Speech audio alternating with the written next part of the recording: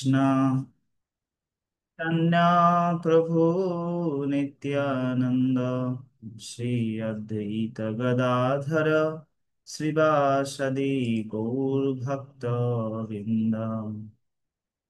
हरे कृष्णा हरे कृष्णा कृष्णा कृष्णा हरे हरे हरे हरे राम राम राम हरे हरे। मूकं करोति वाचलं पङ्गुं लङ्घयते गिरिं यत्कृपातमहं वन्दे শ্রীগুরু দীনতারিণম। হরে কৃষ্ণ। তাই সবাইকে জগন্নাথ কথায় স্বাগতম জানাচ্ছি। জয় শ্রী শ্রী জগন্নাথ বলদেব সুভদ্রা মহারানী কি জয়। আমরা গতকালকে নীলমাধবের দর্শন করেছি। আজকে আমরা নীলমাধবের যে বিগ্রহ, সেই নীলমাধবের বিগ্রহের বর্ণনা শুনবো। তো সেই নীলমাধবের বিগ্রহ অত্যন্ত মনোহারী। এই নীলমাধব বিগ্রহ শব্দের মধ্যে আমরা বুঝতে পারছি যে কি এই বিগ্রহটা হচ্ছে কি নীল। সেই জন্য ভগবানের নামের সাথে যুক্ত হলো কি নীল মাধব। এই ভগবানের সম্বন্ধে যে বিদ্যাপতি ব্রাহ্মণ যে যেভাবে দর্শন করেছে, সবকিছু সব বিস্তারে বিদ্যাপতি ভগবানের এই যে বার্তা নিয়ে এসে কার কাছে, রাজা ইন্দ্রদ্যুম্নের কাছে এসে বলেছে। হুম। আর তখন রাজা তিনি বিদ্যাপতিকে বিরতি দিয়ে বলছে, তুমি একটু অপেক্ষা করো, আমি ভগবান নীলাচল ধামের মহিমা শ্রবণ করে আমি এখন পরিশুদ্ধ হলাম, এখন আমি সেখানে যাব। হ্যাঁ, সেখানে মহা ঐশ্বর্যমণ্ডিত এক নগর প্রতিষ্ঠা করব এবং ভগবত প্রীতি বিধানের জন্য আমি 100 অশ্বমেধ যজ্ঞ সম্পাদন করব এবং শত সহস্র পূজার দ্বারা ভগবানের সেবা করব। হুম। ব্রত, উপবাস, বিধি নিয়ম, হ্যাঁ, সবকিছু আমি ভগবানের প্রীতি সাধনের জন্য আমি করব। হ্যাঁ, কেন? কারণ ভগবান হচ্ছে কি প্রতি জীবদের উদ্ধারের জন্য তিনি অত্যন্ত করুণাময়। তা তিনি ঠিক সেই সময় শ্রী নারায়ণের ত্রিভুবন প্রসিদ্ধ ভক্ত দেবর্ষি নারদ নারায়ণ নারায়ণ নারায়ণ বলতে বলতে ওখানে উপনীত হলেন। তা ভগবান নারায়ণের মহান একজন ভক্ত কে ছিল নারদ মুনি। তা ছিল নারদ মুনি কৃষ্ণ লীলায়ও আছে, রাম লীলায়ও আছে, বিষ্ণু লীলায়ও আছে, সব জায়গাতে ওনার একটা অবস্থান আছে। কারণ তিনি এত মহান, এত মহান ব্যক্তিত্ব, সব জায়গাতে ওনার দেখা যাবে, দেখা যাবেই যাবে। কৃষ্ণ লীলায় বলেন, গৌর লীলায় বলেন, সব জায়গাতে। তো দেখেন, আমার এই সম্বন্ধে একটা জিনিস বলতে একটু লোভ লাগছে। সেটা হচ্ছে ছিল নারদ মুনি, উনি গন্ধর্ব ছিল। ব্রহ্মার অভিশাপে তিনি দাসীপুত্র হয়েছে। তো দাসীপুত্র থাকা অবস্থায় সাধু বৈষ্ণবদের সেবা করার কারণে এমন একটা জীবন তিনি লাভ করেছে, যে জীবন দ্বারা তিনি বিনা টিকিট, পাসপোর্ট, ভিসা ছাড়া যে কোনো জায়গাতে যেতে পারেন। এক, আর তিনি ভগবানেরও প্রিয়, অসুরদেরও প্রিয়। ভগবান কিন্তু অসুরদের প্রিয় না, ভক্তদের প্রিয়। কিন্তু ছিল নারদ মুনি, তিনি ভক্ত, অভক্ত, সুর অসুর দেবতা সবার প্রিয়। হ্যাঁ, সেজন্য আমরা ওনাকে সব জায়গাতে দেখছি। তো উনি এরকম একটা যে অনুপম পথ লাভ করেছে, এটা রহস্যটা কি? একটাই হচ্ছে রহস্য, সেটা কি? ভকত সেবা পরম সিদ্ধি প্রেম লতিকার মূল। এই কথাটা খুবই তাৎপর্যপূর্ণ। কি? ভকত সেবা, এক নাম্বার হচ্ছে কি ভক্ত সেবা। ভক্তদের যত বেশি সেবা আমরা করতে পারবো, তত বেশি আমরা কি লাভবান হব। কেন? কারণ এটা হচ্ছে প্রেম ভক্তি ভগবানের প্রতি লাভ অর্জন করার জন্য। এটা হচ্ছে কি একদম মূল। তা আমরা যদি ভগবানের প্রেম ভক্তি চাই, ভগবানের প্রতি ভক্তি চাই, তাহলে আমাদের কি কি করতে হবে? সহজ একটা জিনিস, ভক্তদের সেবা করতে হবে। ভক্তদের সেবা করতে হবে। তাহলে এরকম একটা পথ কি করা যাবে, লাভ করা যাবে। হ্যাঁ, যে কোনো জায়গাতে আপনি যেতে পারবেন, যে কোনো ব্রহ্মাণ্ডে, শুধু এই দেশে না, সব জায়গাতে, বিনা টিকিট পাসপোর্টে। তো চলুন এবার, নারদ, নারদ মুনি এসে কি বলছে। তা রাজা ইন্দ্রদ্যুম্ন তৎক্ষণাৎ কি হয়েছে, উঠে দাঁড়িয়ে, হ্যাঁ, শ্রী নারদ মুনিকে পরম আদরের সাথে অভ্যর্থনা করলো এবং উচ্চ আসন প্রদান করেছে, এবং ধূপ পুষ্প দিয়ে কি করেছে, পূজা করেছে। পূজা করার পর তিনি এবার বলতে লাগলেন, আজ আমার সকল যজ্ঞ, দান, ব্রত, যত কর্ম আমি করেছি সব আজকে সার্থক হয়েছে। কেন? কারণ আজকে আমার গৃহে শ্রী নারদ মুনি সমাগত হয়েছে, সেজন্য। তো এখান থেকে আমরা একটা সুন্দর শিক্ষা লাভ করছি, যে আচার্যরা বলছে, অনেক ভাগ্যের ফলে বৈষ্ণব আসিয়া মিলে। অর্থাৎ অনেক অনেক ভাগ্য হলে কারো গৃহে কি হয়, বৈষ্ণবের চরণধুলি পড়ে, বৈষ্ণব আসে, তার গৃহ ধন্য হয়ে যাবে যে গৃহে বৈষ্ণবের চরণধুলি পড়ে। যদি যেই গৃহে বৈষ্ণবের চরণধুলি নেই, সেই গৃহটা হচ্ছে একটা সর্পের গর্তের মতো। হ্যাঁ, এটা আর কিছু না। তো সেই জন্য এখান থেকে আমরা এই জিনিসটা শিক্ষা লাভ করছি, যে বুঝতে হবে কোন সাধু গৃহে আসছে মানে, বৈষ্ণব আসছে মানে আজকে ভগবান আমার প্রতি সন্তুষ্ট হয়েছে। তখন তিনি বলছেন, সাধুকে দেখলে কি জিজ্ঞেস করতে হবে, কিভাবে কথা বলতে হবে, কিভাবে আপ্যায়ন করতে হবে, এখান থেকে শিক্ষা। তা হে দেবর্ষি নারদ, আপনি অনুগ্রহ করে আমাকে বলুন, আপনার প্রীতি সাধনের জন্য আমি কি করতে পারি, কি করলে আপনি খুশি হবেন। হ্যাঁ, আমার প্রতি কি আপনার কোনো আদেশ আছে? হ্যাঁ, দয়া করে আপনি আমায় কি করুন, বলুন। যেমন ধরুন, আমরা একজন একজনের সাথে দেখা করলে বলি কি, কেমন আছেন, না? কিন্তু এখানে কিন্তু এটা বলেনি, কেমন আছেন এটা বলেনি। কি বলেছে, কয়েকটা কথা বলেছে। এটা আমাদের জন্য শিক্ষা। কি কি? প্রথমে তিনি পূজা করেছে, সরি, আরেকটু আগে থেকে বলি। প্রথমে ওনাকে উচ্চ আসন দিয়েছে, এক। দুই হচ্ছে পূজা করেছে। হ্যাঁ, তা আমরা অতটুকু করতে না পারলেও গৃহে যখন বৈষ্ণবেরা আসবে, শঙ্খধ্বনি, উলুধ্বনি, হ্যাঁ, ইয়া করতে পারি।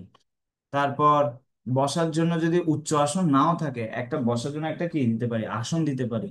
হ্যাঁ, আসন দিয়েছেন। তারপর এবার পূজা দেওয়ার পরে এবার বলছে, হ্যাঁ, এখন নিজেকে ধন্য বলে মনে করছে, মানে বৈষ্ণবের প্রশংসা করছে। আপনার মতো বৈষ্ণব এসেছে, আমার আজকে সার্থক আমার জীবন। হ্যাঁ, প্রশংসা করেছে। তারপর তিনি বলছেন, আমি আপনার জন্য কি করতে পারি, আপনার খুশির জন্য আপনার কোনো আদেশ থাকলে তাও আমাকে বলতে পারেন। চার পাঁচটা আমরা এখানে কি করতে পারছি, শিক্ষা লাভ করতে পারছি। হ্যাঁ, এইভাবে করে যখন আমরা সাধুকে নিমন্ত্রণ, আপ্যায়ন, অভ্যর্থনা করব, তখন আমরা কি যথার্থ লাভবান হব। তখন ওনারা শাস্ত্রের সারাতিসার শিক্ষা তিনি আমাদেরকে বলবেন। তো এখন ছিল নারদ মুনি কি বলছেন, রাজার এই আতিথেয়তায় নারদ মুনি অত্যন্ত প্রীত হয়েছে। আর প্রীত হয়ে তিনি বলছেন, দেখুন, এভাবে যদি চার পাঁচটা জিনিস আমরা করি, তখন সাধুরা খুশি হবে। সাধুরা আর কিছুই চায় না। হ্যাঁ, এভাবে যদি কিছু আমরা করি তাহলে অতএব প্রীত হবেন। তখন তিনি বলছেন, মহারাজ, ব্রহ্মা সহ সকল দেবতা, হ্যাঁ, ভক্তি সূচক গুণাবলীতে আপনার প্রতি অত্যন্ত সন্তুষ্ট। হ্যাঁ, কেন? কারণ নীলাচলে আপনার নগর প্রতিষ্ঠার সংকল্প তাদের দ্বারা প্রশংসিত হয়েছে। কারণ আপনি যে বললেন যে জগন্নাথপুরীতে আপনি একটা নগরী প্রতিষ্ঠা করবেন, সেটা ওনারা সবাই দেব দেবতারা বলছেন খুব ভালো হবে এটা। আর সহস্র সহস্র জন্মের প্রচেষ্টায় ভগবান শ্রী মাধবের প্রতি ভক্তি লাভ করা যায়। হ্যাঁ, দেখুন, ভক্তি লাভ করতে হলে অনেক জীবনের দরকার, আবার 1 মিনিটেরও দরকার। এটা নির্ভর করছে কার উপর, আমাদের প্রচেষ্টার উপরে। হ্যাঁ, যে যতটা বেশি লোভী হবে, পরিশ্রমী হবে, এই দুইটা শব্দ, ভগবানকে লাভ করতে এই দুইটা জিনিস দরকার। একটা হচ্ছে লোভী হতে হবে, না আমি ভগবানকে লাভ করতে চাই, তার প্রমাণ কি? ধ্রুব মহারাজ 5 বছর বয়সে বনে গিয়ে কি করেছে? তপস্যা করে 6 মাসের মধ্যে ভগবানকে প্রাপ্ত হয়েছে। চিন্তা করে দেখুন, ভগবানকে লাভ করতে বেশি সময় লাগে না। হ্যাঁ।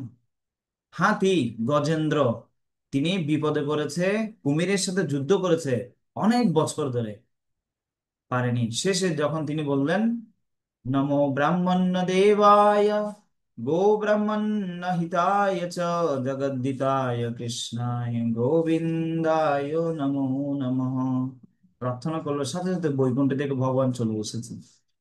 দেখুন, এক মুহূর্তের মধ্যে। তাহলে ভগবানকে সন্তুষ্ট করতে অনেক সময় লাগে না, সেরকম একটা আগ্রহ লাগবে। তা এখন নীলাচলের এই নীলাচলের একটি গুহায় বিরাজ করছেন। এই জগদীশের আরাধনার ফলে ব্রহ্মা এই ব্রহ্মাণ্ড রচনা করেছেন। আপনি যেহেতু ব্রহ্মার বংশের জন্ম লাভ করেছেন, সেজন্য স্পষ্টতই আপনি জগদীশের প্রতি আপনার কি অচল ভক্তি আছে আপনার। হম। তাহলে দেখুন, মা বাবার যদি ভগবানের প্রতি ভক্তি থাকে, সন্তানেরও ভক্তি থাকবে। এটা হচ্ছে শিক্ষা। যদি না থাকে, তাহলে বুঝতে হবে মা বাবার কোথাও গলদ আছে শিক্ষা দেওয়ার ক্ষেত্রে। হম।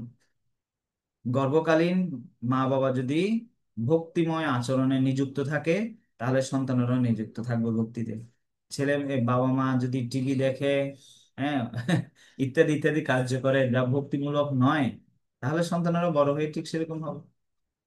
তখন এই জড়জগতের দুঃখ দুর্দশার সময় পূর্ণ এই যে প্রতি পদপদে যে বিপদ, ভগবান শ্রীহরির প্রতি ভক্তি হচ্ছে এই সুরক্ষিত হওয়ার একমাত্র উপায়। এই নারদ মুনি মধুর বাক্যে এই কথাগুলো কাকে বলছে? এই রাজা ইন্দ্রদ্যুম্নকে বলছে। তো রাজপ্রাসাদের সকল চিত্ত মন অবর্ণনীয় সুখে পূর্ণ হয়ে গেল। রাজা ইন্দ্রদ্যুম্ন তার সুখাতি শয্যা সঙ্গোপন না করে বললেন, হে দেবর্ষি নারদ, আপনার পবিত্র সঙ্গ প্রভাবে আজকে আমার অজ্ঞানতা কি হয়ে গেছে? দূর হয়ে গেছে। এবং আমার চিত্তে শ্রী নীল মাধবের, অর্থাৎ যে বিগ্রহ থেকে জগন্নাথ দেবের প্রকাশ হয়েছে, এটা আমরা ধারাবাহিকভাবে শুনবো।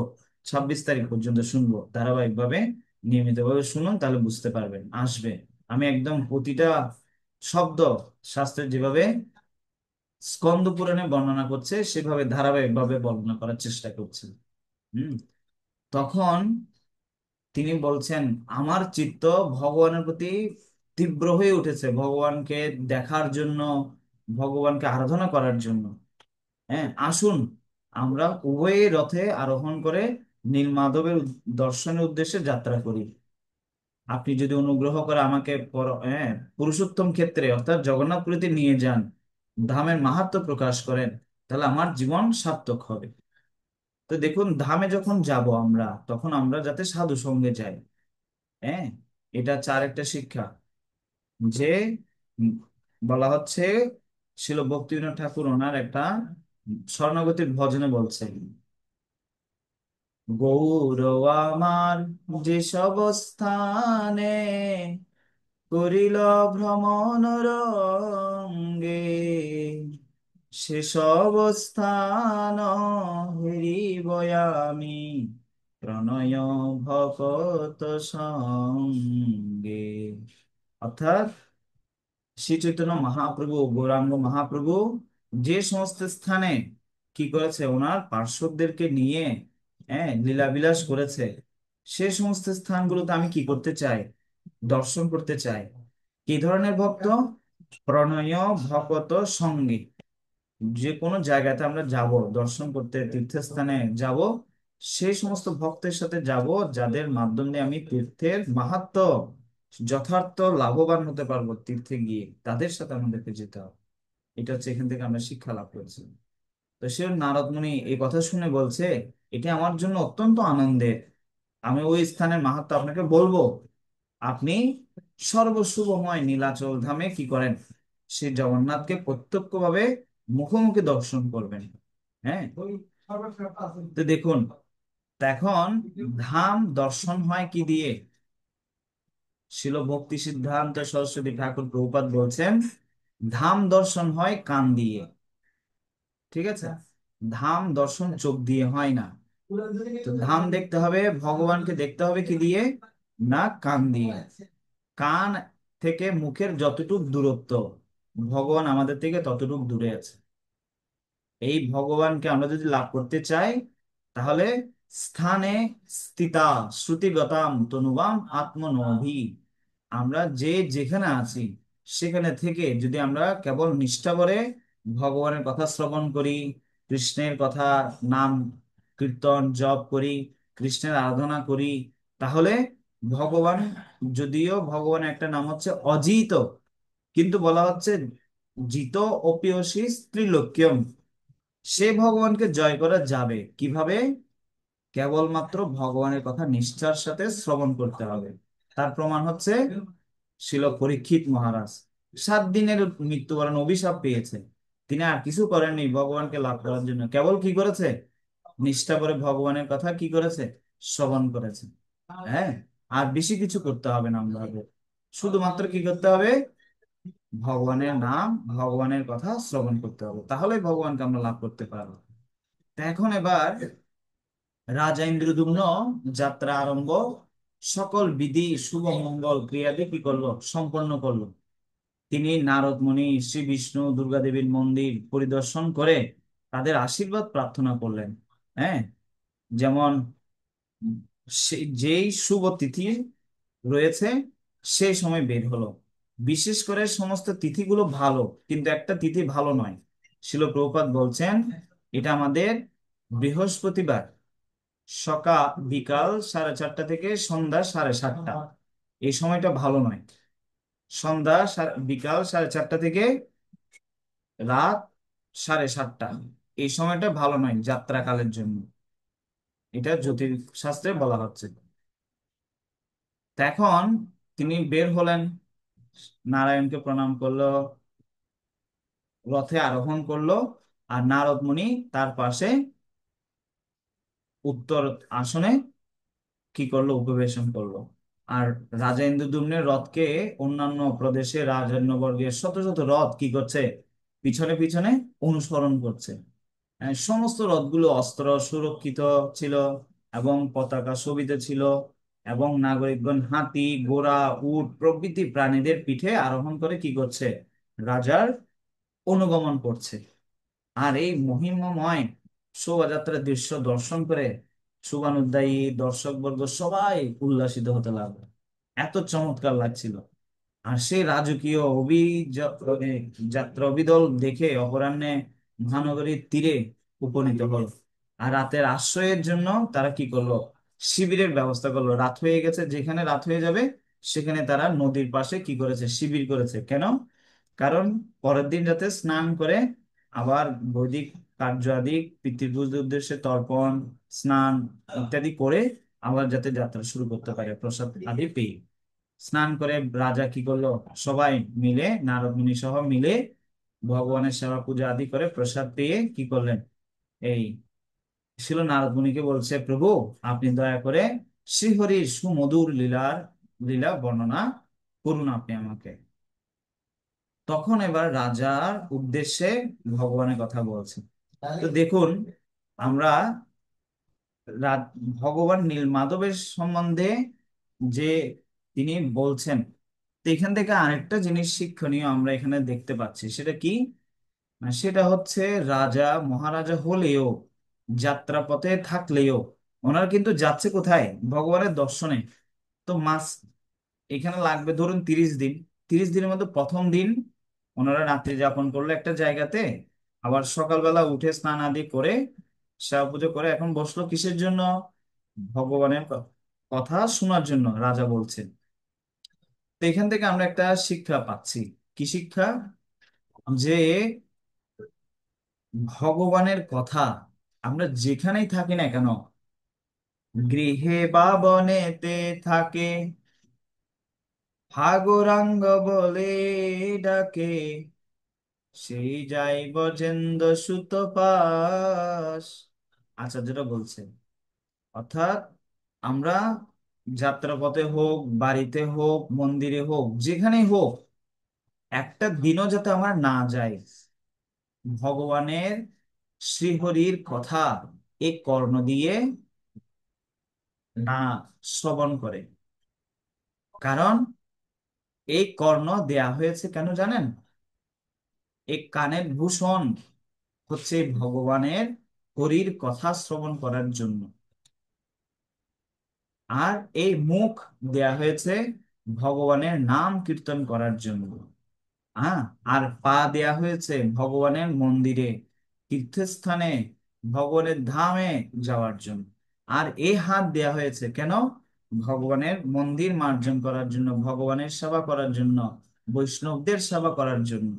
আর এই চোখ দিয়েছে, এই একটা কথা বলে বলা হচ্ছে, দেখিব তোমার ধাম নয়ন ভরিয়া, শুনিব তোমার কথা যতন করিয়া। এই দুইটা উপদেশ। আমরা যখন ধামে যাব, ভগবানের বিগ্রহ দর্শন করব, তখন কিভাবে দর্শন করব? হ্যাঁ, দেখিব তোমার ধাম নয়ন ভরিয়া, চোখ ভরে দেখবো। যেমন বলে না, পেট ভরে খাও, পেট ভরে খাও। তার মানে আমরা এখান থেকে একটা শিক্ষা পাচ্ছি কি, চোখ ভরে দেখতেও হবে। যখন আমরা ভগবানের মন্দিরে আসব, তখন কি করতে হবে?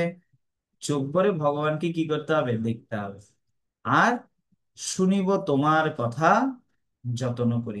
তো ভগবানের কথা যখন আমরা শুনবো, তখন যত্নের সাথে আমাদেরকে শুনতে হবে। যত্নের সাথে শোনা মানে কি? শুনবো, শোনার পরে যে জিনিসটা আমার ভালো লাগে, লে- লেগেছে, আমার হৃদয়কে স্পর্শ করেছে, সেই জিনিসটা আমি আমার খাতার মধ্যে লিখব, যাতে আমি ভুলে না যাই। কারণ আমরা ছোটবেলায় শুনতাম, এক এক একবার লিখা 10 বার বলার সমান। হুম। তো যাই হোক, এখন এবার এখান থেকে আমরা শিখতে পাচ্ছি কি, আমরা যদি গাড়িতে করে কোথাও যাইও, কোনো জায়গায় বেড়াতে যাইও, হ্যাঁ, যেখানে আমরা থাকি না কেন, আমরা যাতে ভগবানের কথা শ্রবণ না করে একটা দিনও যাতে কি না হয়, না অতিবাহিত হয়। তো এইরকম একজন দম্পতি আছে, কে? সেটা হচ্ছে ভগবান শিব এবং পার্বতী। তখন পার্বতী মাতা জিজ্ঞেস করছে, প্রভু, আপনি আমাকে বলেন তো, এই জগতে সব থেকে বড় ক্ষতিকর কি আছে? আমরা জানতে চাই, এই জগতে সব থেকে বড় ক্ষতি কি আছে। হ্যাঁ, হয়তো আমাদের হয়তো অনেক জনের অনেক রকম অভিজ্ঞতা হয়। হ্যাঁ, টাকা লস হলে ক্ষতি, তারপরে ইত্যাদি ইত্যাদি হলে ক্ষতি। কিন্তু শাস্ত্রে বলছে, ভগবান শিব তিনি বলছেন, কি বলছেন, যে ভগবানের কথা, বিষ্ণুর কথা যদি বিস্মৃত হয়ে যায়, ভগবানকে ভুলে যায়, ভগবানের কথা শ্রবণ করা ছাড়া একটা দিনও যায়, সেটা হচ্ছে জীবনের সব থেকে বড় ক্ষতি। এর থেকে আর বড় কোনো ক্ষতি নেই। তো এখন প্রশ্ন হচ্ছে, কেন এটা? ভগবানের কথা না শুনলে এত বড় ক্ষতি কি জন্য হবে? হ্যাঁ, এটার সাথে কি সম্পর্ক আছে? এই আমাদের মনে এটা প্রশ্ন আসতে পারে না? কারণ এইটা মাতা পার্বতী ভগবান শিবকে জিজ্ঞেস করছে, প্রভু আপনি বলুন তো দেখি, এটা এমন কি আর বড় ক্ষতির কি আছে? ভগবান কথা শুনলেও কি, না শুনলেও কি, কি আছে এটা, এমন কি ক্ষতির কি? তা আমাদের কথা এটা শুনে আপনাদের মনে প্রশ্ন হতে পারে, তো ভগবান শিবকে প্রশ্ন করার দ্বারা আমাদের জন্য তিনি উত্তর প্রদান করে দিয়ে গেছে, যেটা শিব পুরাণে বর্ণনা আছে, আমি সেখান থেকে বলছি। তা শিল প্রভুপাদের দয়ায় এই সমস্ত কিছু পড়ার, আপনাদের সাথে ভাগাভাগি করার সৌভাগ্য হচ্ছে। না হলে তো আমাদের সে সৌভাগ্য, হ্যাঁ, নেই। এই সমস্ত পুরাণ উপনিষদ ইত্যাদি আমরা দর্শনও করতে পারি না, এগুলো অত্যন্ত দুর্লভ। তো ভগবান শিব বলছে, এই যে আমার গলায় যে মুন্ড দেখতে পাচ্ছ অনেকগুলো, এগুলো কিসের জানো তুমি? তখন মাতা পার্বতী বলছে, হ্যাঁ বলুন না, এগুলো কিসের মুন্ড? তখন ভগবান শিব বলছে, এগুলো হচ্ছে তোমারই মুন্ড। বলছে, আমার মৃত্যু হয় তো আপনার মৃত্যু হয় না? তখন ভগবান শিব বলছে, আমার নাম হচ্ছে অমরনাথ। আমি মৃত্যুকে কি করে ফেলেছি? জয় করে ফেলেছি, মৃত্যুঞ্জয়। আমার মৃত্যু হয় না, হবেও না। বলছে, তাহলে আপনি এটা কিভাবে লাভ করলেন? বলছে ভগবানের, আমার কাছে দুইটা মেডিসিন আছে, ঔষধ, যে দুইটা ঔষধ খেলে, হ্যাঁ, আর কি হবে না, কারো মৃত্যু হবে না। আপনারা কেউ কি জানতে চান এই দুইটা এই হ্যাঁ, অমরত্ব লাভ করার এই সূত্র বা ঔষধ? সেটা হচ্ছে খুব সিম্পল। হ্যাঁ, ভগবান শিব বলছে আমি দুইটা ঔষধ প্রতিদিন খাই। সে দুইটা ঔষধ যদি কেউ প্রতিদিন খাবে, তাহলে সে অবশ্যই এই পদটা লাভ করতে পারবে। সেটা হচ্ছে কি, হরি কথামৃত, হরি নামামৃত। হরে কৃষ্ণ, হরে কৃষ্ণ, কৃষ্ণ কৃষ্ণ, হরে হরে, হরে হরে রাম, রাম রাম, হরে হরে। হরি নাম অমৃত। ঠিক আছে? তো বলে না, নামামৃত পরিবেশনা করবেন অমুক সম্প্রদায়। আর আমাদের গ্রামে গঞ্জে, হ্যাঁ, এই কি হয় না, মহোৎসব হয় না, সেখানে দেখবেন লেখা থাকে নামামৃত, না, নাম সুধা। নাম সুধা মানে কি, এগুলো হচ্ছে অমৃত। তা ওনারা করেন অন্য উদ্দেশ্যে, অর্থ লাভের জন্য ইত্যাদি, কান্নাকাটি করে, হ্যাঁ, অন্য অনেক কিছুই করে। এগুলো স্টেজে যতক্ষণ থাকে ততক্ষণ, কিন্তু ব্যক্তিগতভাবে যখন ওনারা না নেমে যায়, তখন অন্য অন্য কিছু করে, হ্যাঁ, ইত্যাদি ইত্যাদি। ওগুলো আমরা বলছি না, প্রয়োজনও নেই। তা আমরা ভগবান শিব থেকে প্রথম অমৃতটা পাচ্ছি, সেটা হচ্ছে কি, হরিনাম যে প্রতিদিন করবে ন্যূনতম 16 মালা, তাহলে সে ভগবানের ধাম লাভ করতে পারবে। জীবদ্দশায় যদি যে সংকল্প করবে, 16 মালা আমি জপ করব নিষ্ঠার সাথে, এক, হরিনামামৃত। 2 নম্বরটা কি, হরি কথামৃত। সে ধরনের কোনো প্রমাণ আছে ভগবানের কথা শুনেই অমরত্ব লাভ করেছে? হ্যাঁ, আছে, লাভ প্রমাণ আছে। সেটা হচ্ছে কি, ছিল পরীক্ষিত মহারাজ, তিনি ভগবানের কথা শ্রবণ করার জন্য এর আগে অনেকের কাছে গিয়েছিল, কর্মকাণ্ডী ব্যক্তিদের কাছে গিয়েছিল, না বলছে এই সেই ইত্যাদি অনেক কিছু করতে হবে। তো তিনি সেটা প্র্যাকটিক্যাল মনে করেনি। কিন্তু যখন শুনলেন শুকদেব গোস্বামীর সাক্ষাৎ পেলেন, তখন তিনি বললেন, एतावन् साङ्ख्ययोगव्यं सधर्म परनिष्ठया जन्मलाभ परो पुंसाम् अन्ते नारायण স্মৃতি। অন্তে নারায়ণ স্মৃতি কখন হবে, যদি কেউ কি করে, নষ্টপ্রায়েষু অভদ্রেষু নিত্যম ভাগবত সেবয়া, যদি কেউ প্রতিদিন নিষ্ঠার সাথে ভগবানের কথা কি করে, শ্রবণ করে, তাহলে তার কি হবে, ভগবানের তার হৃদয়ে প্রকাশিত হবে। কিভাবে বলা হচ্ছে, শূন্যতাম শ্রদ্ধয়া নিত্যম গৃণীতশ্চ সচেষ্টিতম কালেন অতি দীর্ঘেন ভগবান বিশ্বতে হৃদি। এখানে একটা সায়েন্স বলা হচ্ছে কি, ভগবানের কথা শুনলে ভগবান আপনার হৃদয়ে কিভাবে প্রকাশিত হবে। 1 নাম্বার, শূন্যতাম শুনতে হবে। 1 নাম্বার লিখতে পারেন এটা আপনারা চাইলে, শূন্যতাম শুনতে হবে।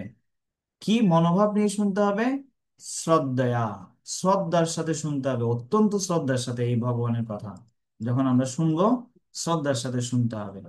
2 নাম্বার, শুনতে হবে শ্রদ্ধার সাথে। 2 নাম্বার, শ্রদ্ধয়া।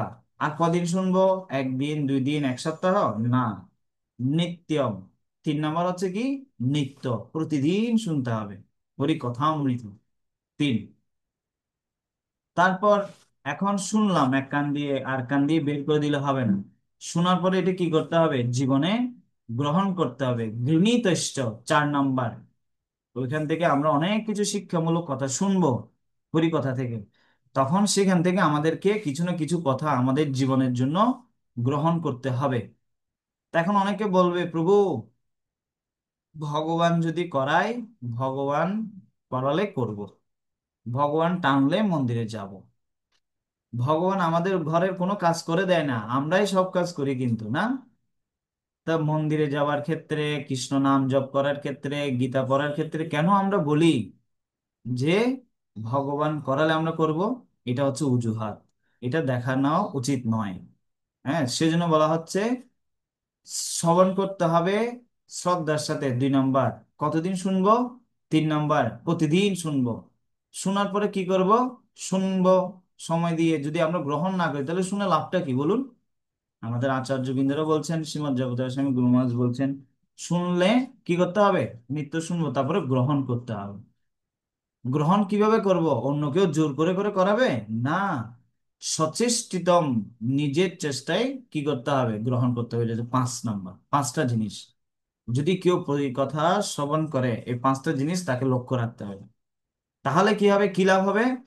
কালে না অতি দীর্ঘে না, বেশি সময় লাগবে না। ভগবান বিশ্বতে হৃদি, ভগবান তার হৃদয়ে কি হবে? প্রকাশিত হয়ে যাবে।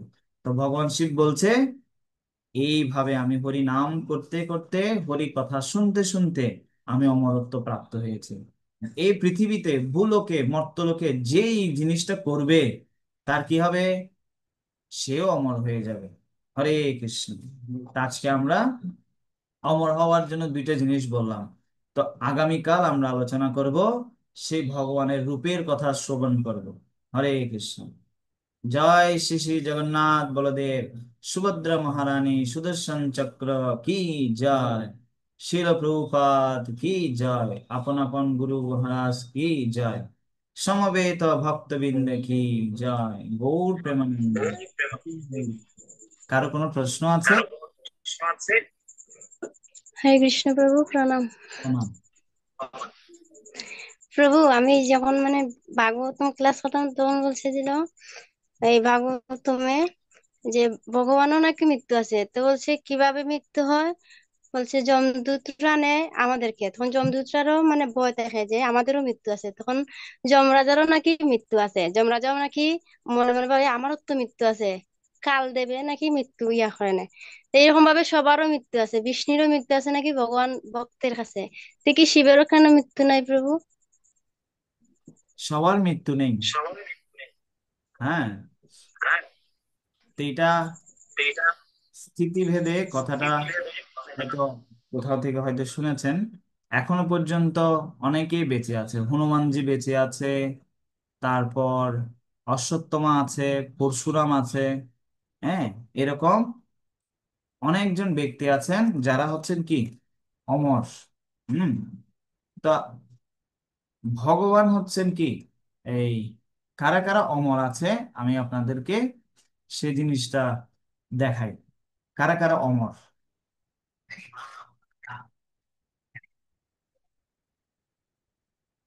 তো বলা হচ্ছে 8জন ব্যক্তির মৃত্যু নেই, অমরত্ব লাভ করেছে। কারা কারা? 1 নম্বর হনুমান, 2 নম্বর পরশুরাম,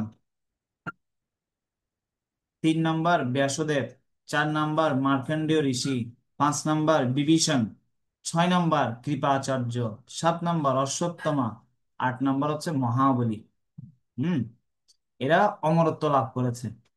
তা সেই জন্য এটা অনেক ব্যাপার আছে, অনেক কিছু বিষয় আছে।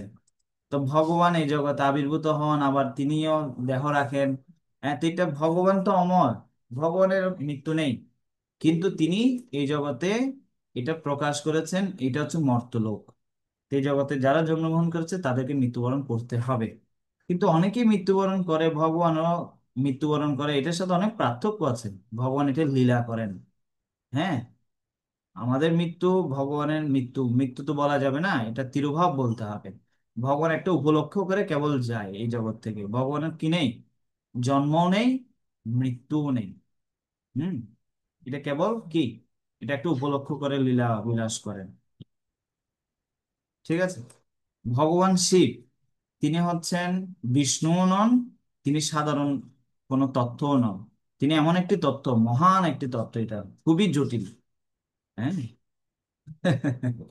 শুধু আমাদের এইটুকু জেনেই সান্ত্বনা রাখতে হবে।